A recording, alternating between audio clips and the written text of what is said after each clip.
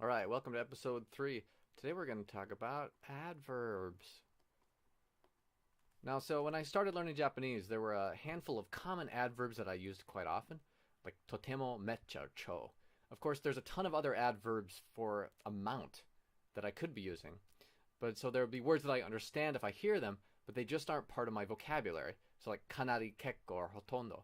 And even something like hon no少し, which is something you hear a lot of, but because it's not part of my vocabulary, I don't know exactly how to use it, I don't. So today, I'm going to be covering a range of amount and extent adverbs and kind of how to use them. Now, of course, adverbs are kind of like adjectives for verbs and states of being, and they answer the question how or to what extent. So like the last episode, I'm also going to be talking about states of being, and the amount adverbs will give the description of these states a lot more color.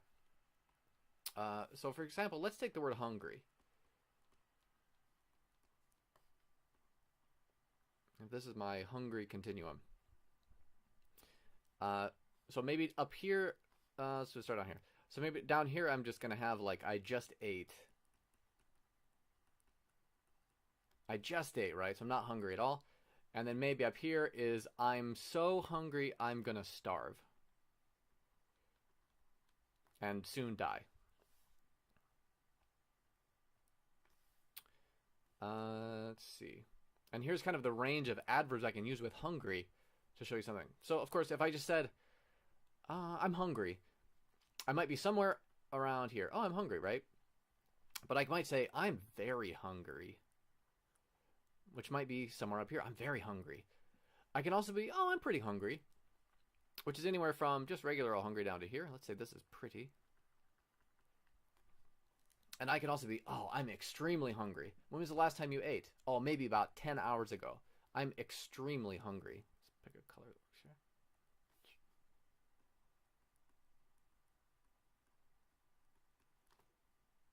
Maybe extremely hungry is right here. And of course, I can also feel, oh, I'm a little bit. I'm a little bit hungry. And I also might say, oh, I'm not hungry at all.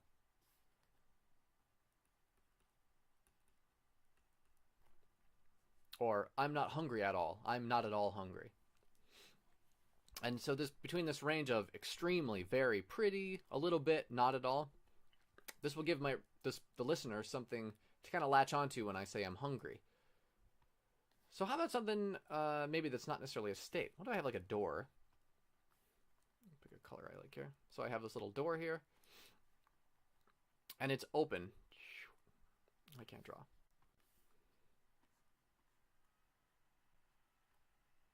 So here's my door, and it's open this amount. So I might say, the door is open. I like this example because there are many adverbs for range you can use. However, unlike hungry, the options for the adverbs are a little bit different. So if the door is like, it's like this, and there's just this little amount, I might say, the door is barely open. Or if I'm in some situation where it could be about the same, maybe about this much, you're saying, gosh, does this make much difference? This could be slightly open. Of course, if it's like a big, big door, let's do it over here. So some big door, and it's all the way here. This could be the door is mostly open.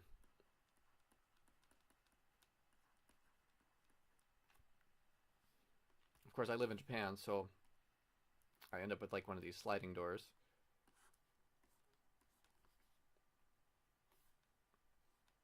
So if it comes about here, yeah.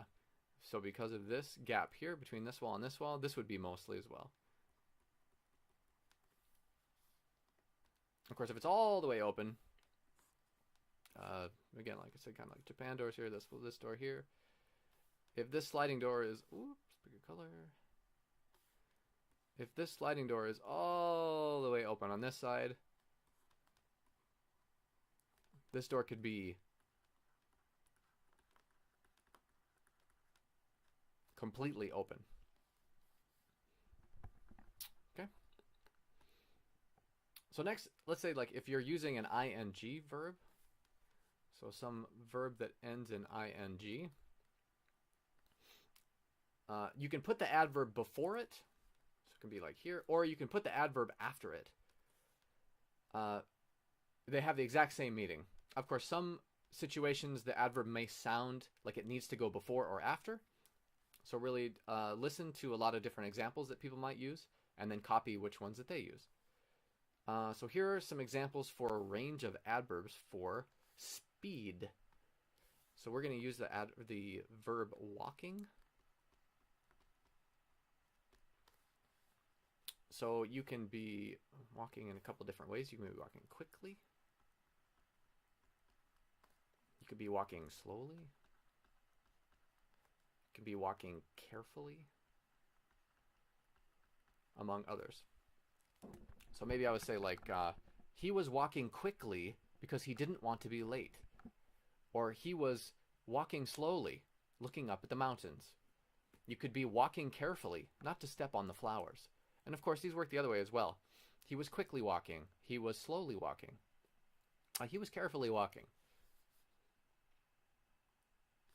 Okay, lastly, pick another color here. Lastly, some adverbs exist in speech to show certainty of something. And these are usually used to avoid confusion and to show the speaker's level of confidence. So for an example, we have words like definitely, certainly,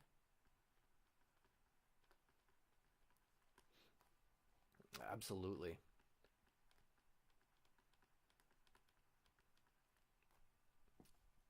Sorry, I'm bopping up and down here. So I'd say like,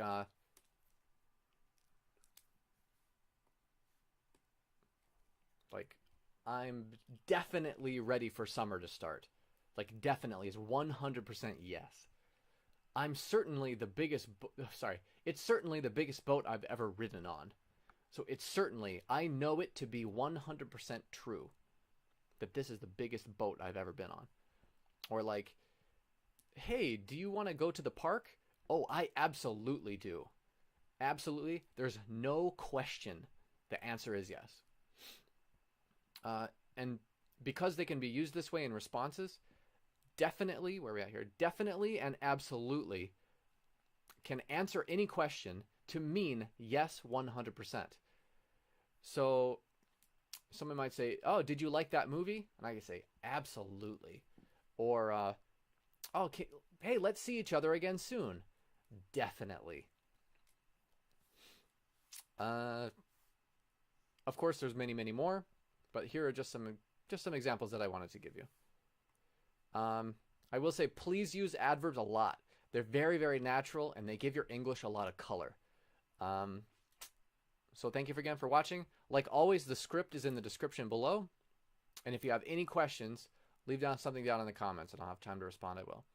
Hopefully, see you next time.